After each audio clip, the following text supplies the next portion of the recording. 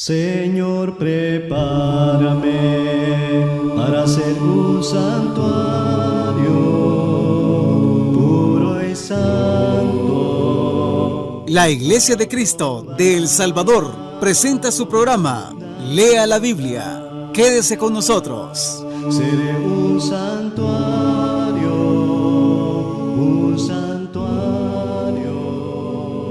Habla para ustedes el hermano Alexander Castellanos, Iglesia de Cristo en El Salvador. El mensaje que estaré presentando es acerca de la falta de fe y lo voy a estar basando en 1 Tesalonicenses capítulo 3 versos 9 y 10, a los cuales les doy lectura. Por lo cual, ¿qué acción de gracias podremos dar a Dios por vosotros, por todo el gozo con que nos gozamos a causa de vosotros delante de nuestro Dios, orando de noche y de día con gran insistencia, para que veamos vuestro rostro y completemos lo que falte a vuestra fe? 1 Tesalonicenses 3, 9 al 10. ¿Se acuerda usted del joven rico que vino a Jesús en Mateo capítulo 19, específicamente los versículos 16, 17 y 20? Le hizo la pregunta a Jesús: ¿qué bien haré para tener la vida eterna? Y Jesús le respondió: guarda los mandamientos. El joven rico respondió: todo esto lo he guardado desde mi juventud. ¿Qué más me falta? Cada uno de nosotros necesita hacer la misma pregunta. Tenemos un interés básico en cosas espirituales. La mayoría de nosotros somos miembros del cuerpo del Señor, pero no somos perfectos. Romanos 3:23 dice: por cuanto todos pecaron, están destituidos de la gloria de Dios. Cada uno de nosotros debe hacerse la misma pregunta: ¿qué más me falta? La Biblia habla de faltas espirituales.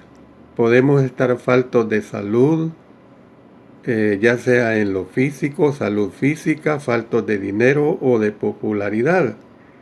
Pero estas cosas, aunque importantes al momento, no son asuntos tan críticos. Una falta espiritual, sin embargo, es seria. Al joven rico no le faltaban bienes materiales, ni le faltaba la obediencia externa. Le faltaba algo en el corazón. Necesitaba la capacidad de entregarse al Señor completa y totalmente. ¿Qué faltas tendremos nosotros? Proverbios 6:32 habla de una falta de entendimiento.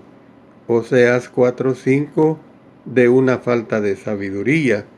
Filipenses 2:30 de una falta de servicio. Santiago 1:5 una falta de sabiduría. Pero 2 Pedro 1:9 dice una falta de las virtudes cristianas. La falta que queremos enfatizar en este estudio se encuentra precisamente en 1 Tesalonicenses capítulo 3, versículos 9 y 10, que es el texto que leímos al principio del inicio de este mensaje. Estar falto de fe, ¿qué falta tan crítica? La Biblia habla de la necesidad de la fe. Hebreos 11:6 dice: pero sin fe es imposible agradar a Dios. Juan 8:24 dice: si no creéis que yo sois, en vuestros pecados moriréis. 2 Corintios 5:7 dice: porque por fe andamos, no por vista. Apocalipsis 2:10 usa la palabra fiel. Sé fiel hasta la muerte, y yo te daré la corona de la vida. La palabra fiel quiere decir lleno de fe. Sé lleno de fe hasta la muerte, y yo te daré la corona de la vida. ¿Qué es la fe? El diccionario la define con tales palabras como lealtad, confianza, esperanza, etc. Todo eso es parte de la fe bíblica, pero esta incluye mucho más. La fe bíblica es el compromiso total de nuestra vida al Señor. La fe dice: confío en ti totalmente y mi vida está en tus manos. La fe implica el abandonar todo para servirle a Él y aceptarlo, dándole gracias por todo lo que ha hecho. Todo esto conlleva la idea del compromiso. La definición bíblica de la fe se encuentra en Hebreos 11:1. Es, pues, la fe la certeza de lo que se espera, la convicción de lo que no se ve.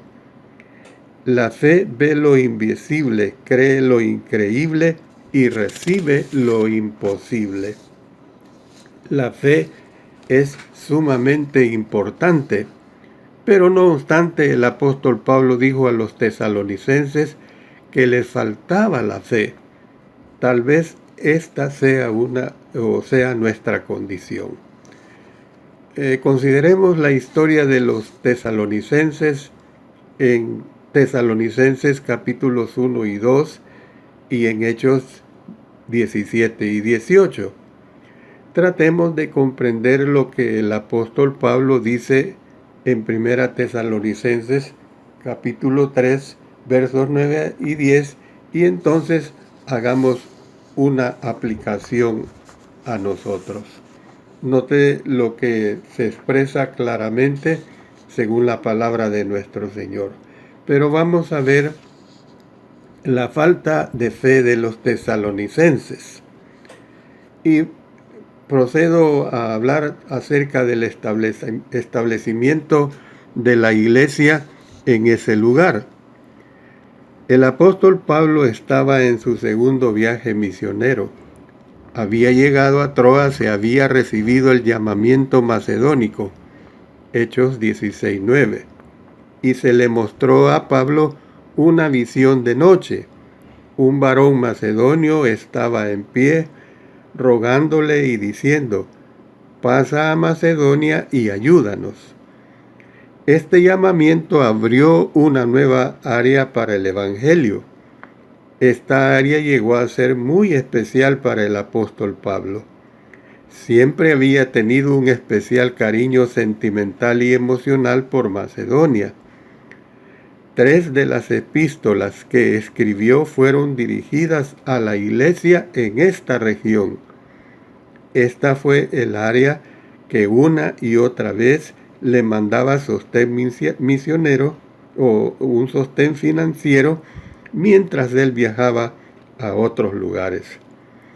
Si usted quiere saber de la gran fe que estos hermanos tenían, yo le invito a que leamos en 2 Corintios capítulo 8 versos 1 al 5, donde el apóstol Pablo les agradece por haberle dado mucho más de lo que podían.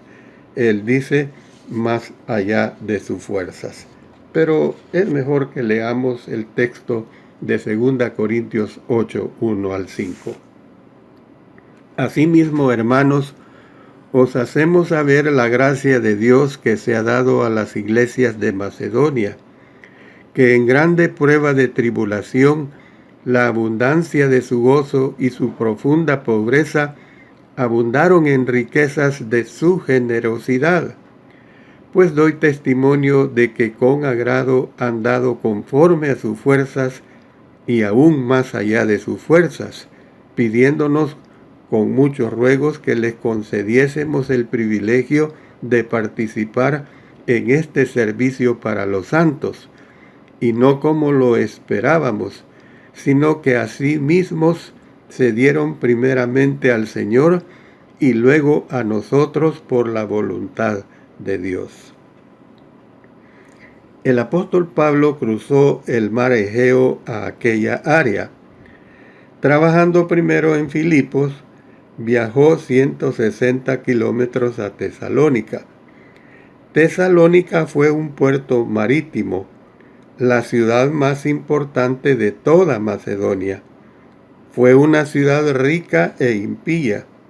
Inmediatamente al sur de Tesalónica estaban las cumbres nevadas de Olimpia, las cuales, según la mitología griega, eran el hogar de los dioses.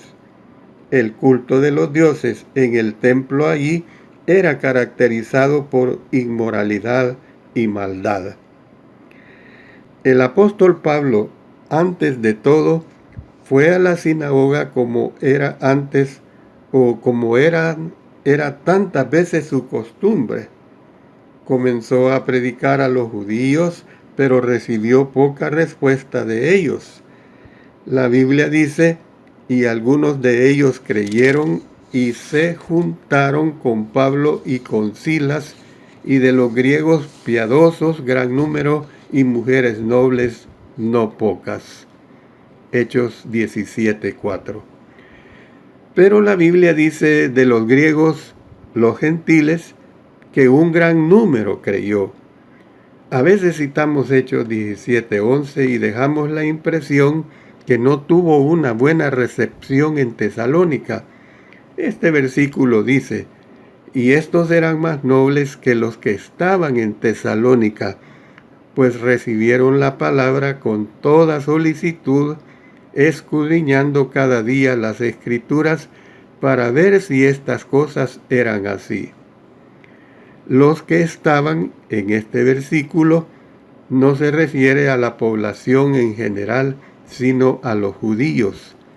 Cuando el apóstol Pablo fue a Berea más tarde, los judíos eran más receptivos allí que los judíos en Tesalónica, pero la población gentil en Tesalónica sí fue muy receptiva.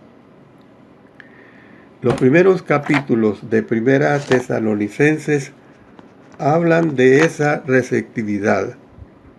En Primera Tesalonicenses 2:13, el apóstol Pablo dice, por lo cual también nosotros sin cesar damos gracias a Dios de que cuando recibisteis la palabra de Dios que oísteis de nosotros, la recibisteis no como palabra de hombres, sino según es en verdad la palabra de Dios, la cual actúa en vosotros los creyentes. En Primera Tesalonicenses 1:9 escribió que su receptividad no fue simplemente de índole exterior, porque ellos mismos cuentan la manera en que nos recibisteis y cómo os convertisteis de los ídolos a Dios para servir al Dios vivo y verdadero. Lucas menciona que el apóstol Pablo disputó y discutió en la sinagoga por 3 sábados. No sabemos cuánto tiempo pasó en Tesalónica, pero pudo haber sido mucho tiempo. Los judíos se pusieron sumamente celosos, alborotando a la ciudad. No pudiendo encontrar al apóstol Pablo y sus compañeros, encontraron a otros hermanos y los trajeron ante las autoridades. Cuando estos hermanos fueron soltados, note lo que dice Hechos 17:9, pero obtenida fianza de Jasón y de los demás, los soltaron. Entonces, temiendo por la seguridad del apóstol y sus compañeros, los sacaron de la ciudad y los trajeron a Berea. Pero ¿cuál era la preocupación del apóstol Pablo? Cuando el apóstol Pablo llegó a Berea, estaba preocupado por los hermanos en Tesalónica.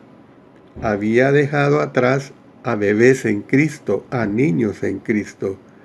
Según Primera Tesalonicenses 5, el apóstol Pablo les había dado algunos dones espirituales, habiendo puesto sus manos sobre algunos de ellos. El versículo 20 dice, no menospreciéis las profecías.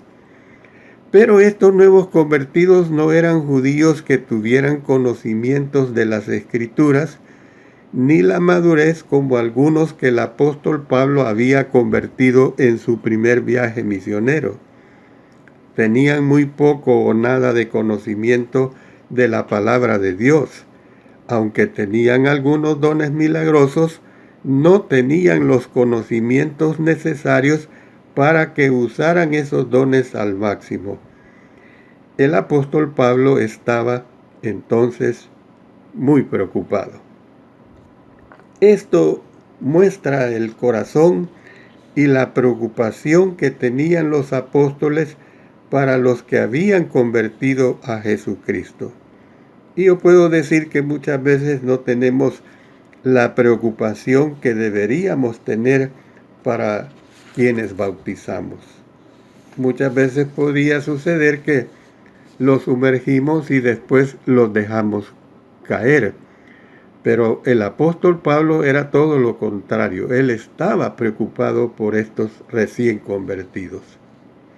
Observe lo que dice 1 Tesalonicenses 2, 17 y 18. Pero nosotros, hermanos, separados de vosotros por un poco de tiempo, de vista pero no de corazón, tanto más procuramos con mucho deseo ver vuestro rostro, por lo cual quisimos ir a vosotros, yo Pablo ciertamente una y otra vez, pero Satanás nos estorbó. El apóstol Pablo estaba en Berea, no podía regresar a Tesalónica, no podía ayudar a los hermanos, estaba muy preocupado. Esto es duro cuando se quiere hacer algo, pero hay situaciones poderosas que no nos lo permiten. El apóstol Pablo dejó atrás a Silas y a Timoteo y fue para Atenas. Todavía su corazón estaba preocupado por los tesalonicenses. ¿Qué les pasaría? Quería regresar, pero continuaba confrontando obstáculos y no podía ir a ellos.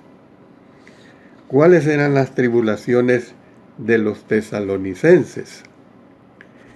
Finalmente, Timoteo llegó al apóstol Pablo, y Timoteo le dijo lo peor. Estos nuevos cristianos en Tesalónica tenían toda clase de problemas. Las presiones puestas en su fe infantil eran tremendas. Podemos inferir de 1 Tesalonicenses algunos de los problemas que tenían. Había persecución de parte de los judíos. Más insidiosamente había mundanalidad, la tentación de volver a la idolatría, los caminos mundanales que habían conocido en días anteriores. Finalmente había la falsa enseñanza de gente que pervertía la enseñanza del apóstol Pablo acerca de la segunda venida y otros asuntos. Se puede imaginar que la preocupación del apóstol Pablo se aumentaba a un estado de crisis. En 1 Tesalonicenses, capítulo 3, versos 1 al 5, el apóstol Pablo dice: por lo cual, no pudiendo soportarlo más, acordamos quedarnos solos en Atenas, y enviamos a Timoteo, nuestro hermano, servidor de Dios y colaborador nuestro en el Evangelio de Cristo, para confirmaros y exhortaros respecto a vuestra fe, a fin de que nadie se inquiete por estas tribulaciones, porque vosotros mismos sabéis que para esto estamos puestos. Porque también, estando con vosotros, os predecíamos que íbamos a pasar tribulaciones como ha acontecido y sabéis. Por lo cual, también yo, no pudiendo soportar más, envié para informarme de vuestra fe, no sea que os hubiese tentado el tentador y que nuestro trabajo resultase en vano. 1 Tesalonicenses 3, 1 al 5. El apóstol Pablo sabía que su fe era joven y vulnerable, así que le envió a Timoteo. ¿Cuáles fueron las buenas noticias? Después de trabajar en Atenas por un periodo de tiempo, el apóstol Pablo continuó yendo a Corinto. Allí, finalmente, Silas y Timoteo lo encontraron. Las noticias que trajo Timoteo eran buenas. Hasta entonces, la fe de los tesalonicenses sobrevivía. Este fue el momento feliz en el cual el apóstol Pablo se sentó para escribir Primera Tesalonicenses. Habría sido aproximadamente 6 meses después desde que se estableció la pequeña congregación. Se regocijaba y se emocionó que la fe de ellos hubiera pasado la prueba hasta ese momento. Usted puede sentir la emoción del apóstol Pablo al comenzar su epístola. El versículo 1 dice: Pablo y Silvano y Timoteo a la iglesia de los tesalonicenses en Dios Padre y en el Señor Jesucristo. Gracia y paz sean a vosotros de Dios nuestro Padre y del Señor Jesucristo. El versículo 3 dice: sin cesar acordándonos delante del Dios y Padre nuestro de la obra de vuestra fe y del trabajo de amor y de la tolerancia de la esperanza del Señor nuestro Jesucristo. Y los versículos 7 y 8 dicen: en tal manera que habéis sido ejemplo a todos los que han creído en Macedonia y en Acaya, porque de vosotros ha sido divulgada la palabra del Señor, no solo en Macedonia y en Acaya, mas aún en todo lugar vuestra fe en Dios se ha extendido, de modo que no tenemos necesidad de hablar nada. Si usted y yo recibiéramos esas palabras bondadosas de recomendación, tendríamos la tendencia de sentirnos llenos de orgullo. Probablemente diríamos: mire eso, se sabe de nuestra fe por donde quiera. Qué maravillosa es nuestra fe, qué tan fuerte debería de ser, porque ha alentado a gente por donde quiera. Pero consideremos todo el cuadro aquí. El apóstol Pablo sí alabó su fe. Dijo en otras palabras: estoy tan agradecido por su fe. Pero ahora volvamos a nuestro texto en capítulo 3. Observe los versículos 9 hasta el 13. Por lo cual, ¿qué acción de gracias podemos dar a Dios por vosotros, por todo el gozo con que nos gozamos a causa de vosotros delante de nuestro Dios, orando de noche y de día con gran insistencia para que veamos vuestro rostro y completemos lo que falte a vuestra fe? Mas el mismo Dios y Padre nuestro y nuestro Señor Jesucristo dirija nuestro camino a vosotros, y el Señor os haga crecer y abundar en amor unos para con otros y para con todos, como también lo hacemos nosotros para con vosotros, para que sean afirmados vuestros corazones irreprensibles en santidad delante de Dios nuestro Padre, en la venida de nuestro Señor Jesucristo con todos sus santos.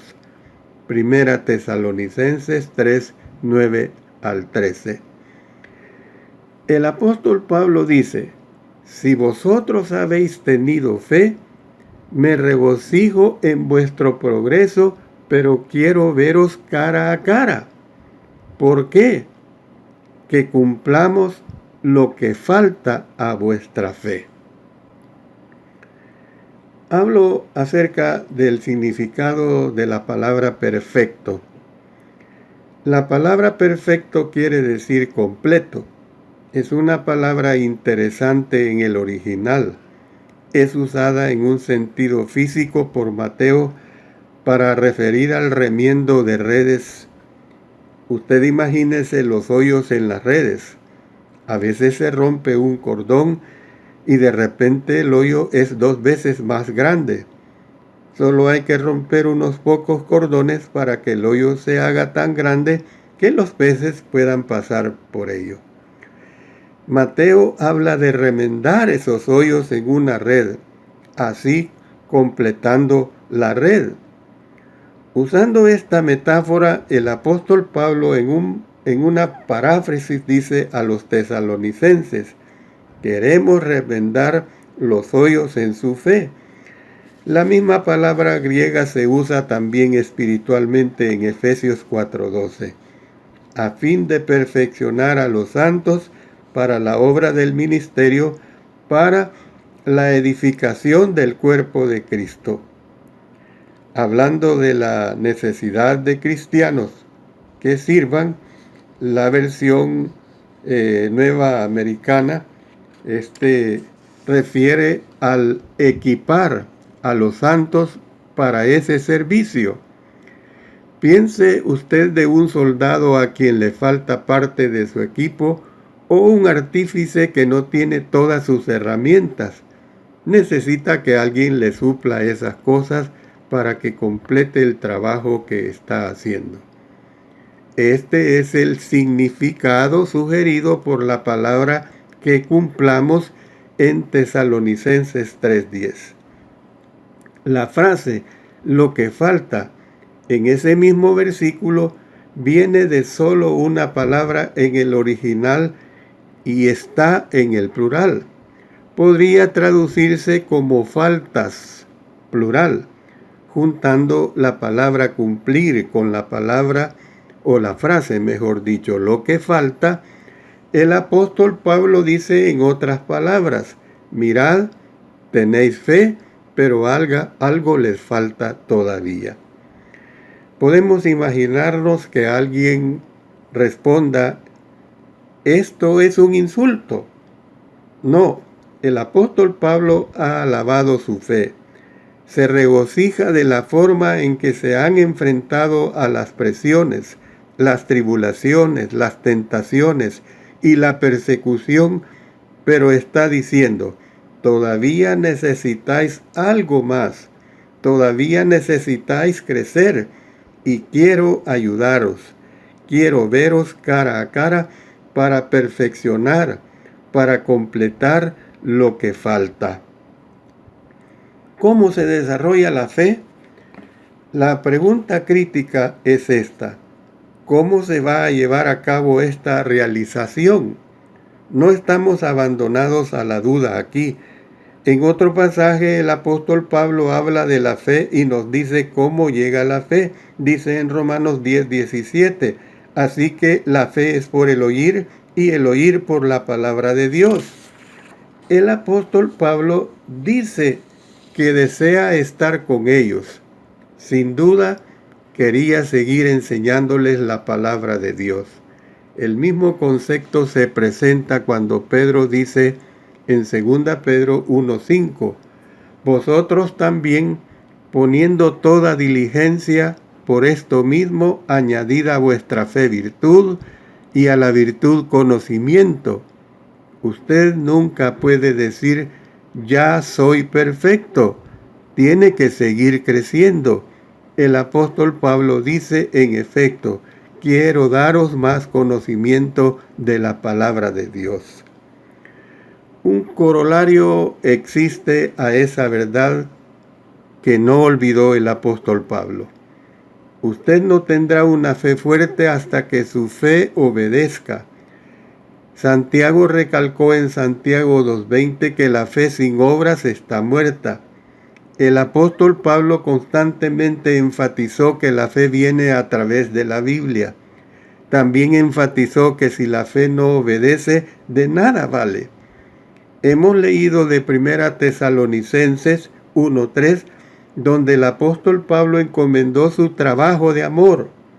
En Gálatas 5 el apóstol Pablo dice: porque en Cristo Jesús, ni la circuncisión vale algo, ni la incircuncisión, sino la fe que obra por el amor. Gálatas 5:6.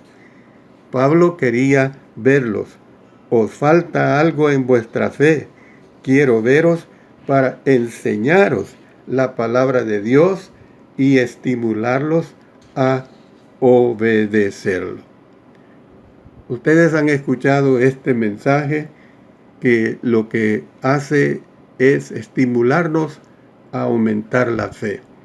Dios bendiga su bendita palabra. Dios nos ayude a que nosotros como hijos, como hijas de Dios, cada día crezcamos más en la palabra de nuestro Dios.